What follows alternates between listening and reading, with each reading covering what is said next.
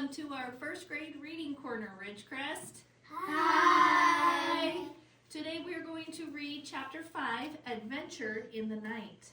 When Ralph had mastered riding the motorcycle on the threadbare carpet, he went bumping over the roses on the less worn parts under the dresser and the bedside table. That was fun too. Hey, whispered the boy, come on out where I can see you. Boom, boom, boom, boom. Ralph shot out into the moonlight where he stopped, sitting jauntily on the motorcycle with one foot resting on the floor. Say, he said, how about letting me take her out in the hall? You know, just for a little spin to see how fast she'll go. Promise you'll bring it back? Asked Keith. Scout's honor, answered Ralph, who had picked up many expressions from children who had stayed in 215. Okay, I'll tell you what, said Keith. You can use it at night, and I'll use it in the daytime. I'll leave the door open an inch so you can get in. That way you can ride it up and down the hall at night. Can I really? This was more than Ralph had hoped for. Where do you want me to park it when I come in, he asked. Someplace where the maid won't step on it, answered the boy. That's easy. Under the bed. She practically never cleans under the bed. Yeah, I know, agreed Keith. I looked. There are a lot of dust mice back there. Please, Ralph was pained. Oh, sorry, said the boy. That's what my mother calls bunches of dusty fluff under the bed. My mother doesn't, said Ralph. Now how about opening the door? The boy put his hand on the doorknob. You won't let anything happen to my motorcycle, will you? He asked. You know, I wouldn't let anything happen to a beauty like this, said Ralph. See that you don't. And don't stay out too late. The boy opened the door and permitted Ralph to put out into the dim light of the hall. Ralph had a scary feeling he was on the threshold of adventure. There were no beds or chairs for him to dart under in case of danger. The floor creaked. Someone was snoring in room 214 across the hall. Outside in the pines, an owl hooted, sending prickles up Ralph's spine. Ralph controlled the trembling of his paws while he hesitated outside the door to consider the possibilities of the hall, which was carpeted down the center, leaving two smooth highways of bare floor on either side along the baseboards. It did not take Ralph long to decide what to do. He picked up his tail, took a big breath, bent low over the handlebars, flattened his ears, and sped down the straightaway as fast as the motorcycle would go. He could feel his whiskers sweat back by the force of his speed. It was glorious. Ralph had never ventured so far from home before. The old wooden hotel, cooling in the night air, snapped and creaked. But Ralph was brave. He was riding a motorcycle. He passed room 213, ran out of breath, let momentum carry him past another noisy snorer in room 211. On down the hall to the elevator, the mysterious elevator that carried people to that wonderful place Ralph had heard so much about, the ground floor. When Ralph came to the stairs, he stopped to look down, knowing it was impossible to ride a motorcycle downstairs, and at the same time wishing he could see for himself the wonders that lay below. He sniffed the air, and it seemed to him that he could smell the strange foods he heard about. Cinnamon buns with sticky frosting, turkey stuffing, and pancakes with maple syrup. Does that sound pretty good? Yeah. A ray of moonlight from a window glinted on the glassy eye of a mounted deer's head over the stair landing and startled Ralph, setting him off down the hall, past the broom closet and the linen room to the end of the hall, where he executed a sharp turn and started back. Exhilarated by speed, Ralph raced up and down. Once, when he heard some people getting out of the elevator, he had to duck behind the curtain of the window at the end of the hall. Toward midnight, he passed his Aunt Sissy scurrying along the baseboard. He waved and nearly lost control of the motorcycle. Aunt Sissy stopped to stare while Ralph rode on, feeling pleased with himself and at the same time sorry for Aunt Sissy. Poor frightened thing, with only her feet to carry her from one crumb to the next. Up and down the hall raced Ralph until after an especially noisy burst of speed outside room 211, he was startled to hear a dog bark inside the room. Now it was Ralph's turn to be frightened. Uh-oh, he thought, I better be careful. If there was one thing Ralph disliked, it was people who traveled with dogs. Dogs always sniffed everywhere they had no business sniffing. Once a dog had even barked into the mouse hole in room 215. It was days before Ralph's mother got over that. Ralph heard someone moving around inside room 211, and looking back over his shoulder, he saw the door open and a tousled man in a bathrobe and slippers appeared, carrying a little terrier. The man looked cross and sleepy as he started down the hall to the elevator with his dog.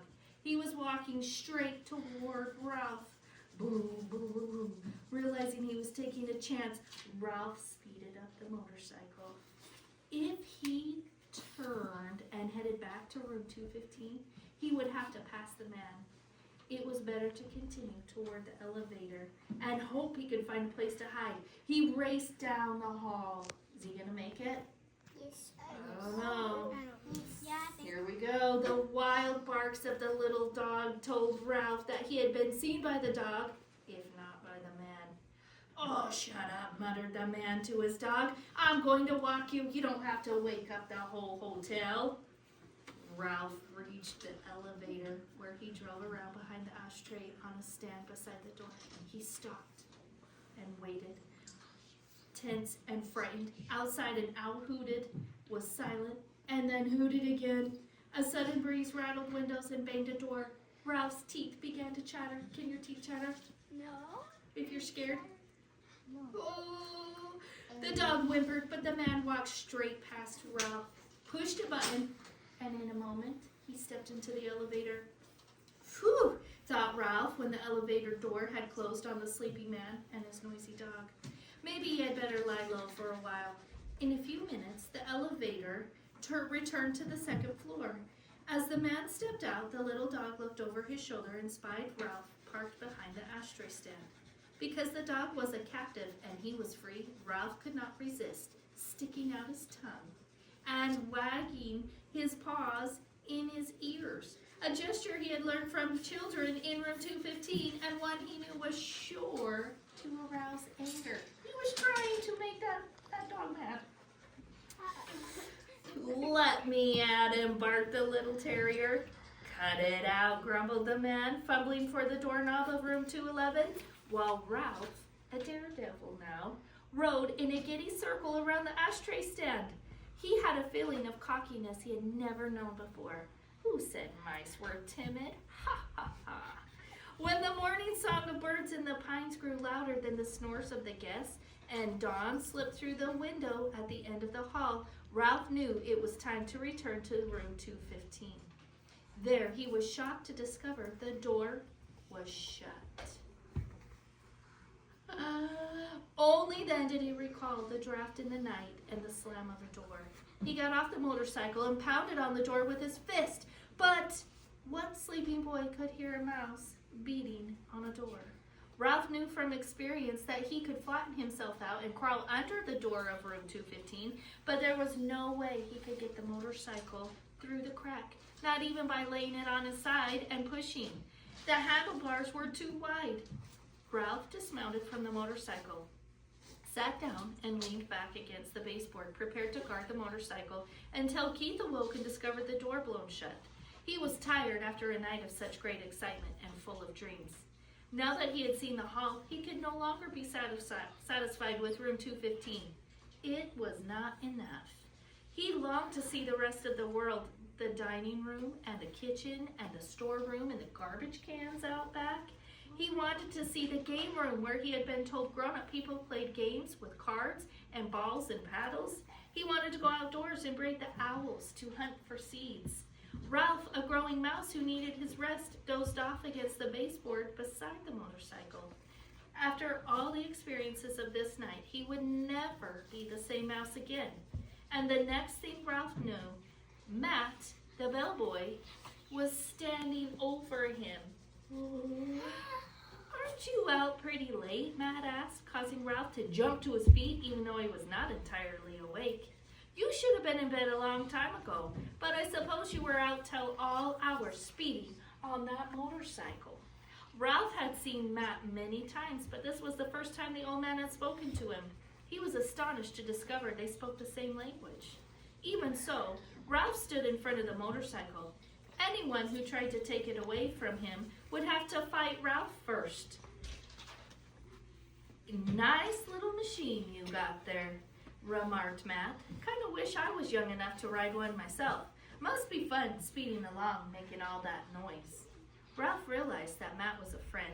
Say, he began, how about helping a fellow out? Sure, agreed Matt. What can I do for you? What do you think he needs help with? Riding the motorcycle. What couple of them shut? The door. The door. Let's see what happens. Open that door crack, just enough so I can ride through. I promised the boy I would park his motorcycle under the bed. Good place, said Matt. That maid never cleans them there if she can help it. Very quietly, he turned the knob and opened the door just enough for Ralph to ride through. Ralph bumped up over the edge of the carpet, swung out around the wastebasket and the bedside table, and was about to drive under the bed when... Uh-oh, guess what happens now?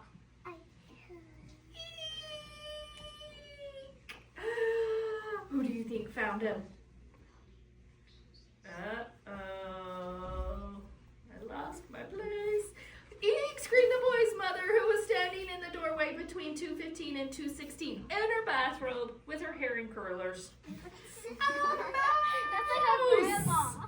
Ralph put on a burst of speed and shot under the bed. Where? Asked the boy's father, coming in from room 216. Under the bed. Oh, look, Mom, said the boy, jumping out of the bed. Keith's face appeared under the lifted edge of the bedspread row where Ralph sat trembling on the motorcycle. The boy held out his hand and beckoned. He said, come on, hey. The Ralph, what do you think's happening now? Uh-oh. Ralph understood. He jumped off, dismounted, and ran up the boy's arm inside the sleeve of his pajamas until he came to the crook of his elbow. There he waited, shivering to see what would happen next. Down at the end of the sleeve, he could see the boy's fingers close around the motorcycle. Then he felt himself being lifted as the boy rose from his hands and knees. It's just my motorcycle, Keith said. Yes, that's it, agreed his mother. The door opened and the mouse rode in. The boy's dad began to laugh. You're still dreaming. But I'm positive, insisted the boy's mother, that you saw a mouse on a little red motorcycle, finished the boy's father, and laughed even harder. You make it sound so ridiculous, objected the mother. Well, the father snorted with laughter. Well, perhaps I was dreaming, admitted the mother reluctantly. But I know I saw a mouse. I'm positive, and I'm going to report it to the management. I knew the minute we moved into this spooky old place that it had mice. Now I've done it, thought Ralph inside the pajama sleeve.